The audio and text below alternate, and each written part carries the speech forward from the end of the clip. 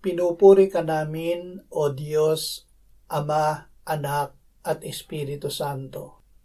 Salamat, Ama, na ibinigay mo sa amin si Jesus na iyong anak, na namatay para sa aming kasalanan, iyong muling binuhay, iniakyat at iniluklok sa iyong kanan sa langit.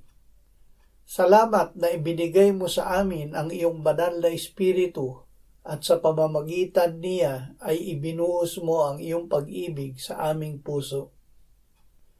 Ama, ikaw ang iisa at tunay na Diyos. Isinugo mo ang iyong anak upang kami ay bigyan ng buhay na walang hanggan. Ipinahayag niya sa amin ang iyong pangalan at salita upang ikaw ay aming makilala. Salamat na ang buhay na walang hanggan ay ang pagkakilala sa iyo at sa iyong anak. Amen.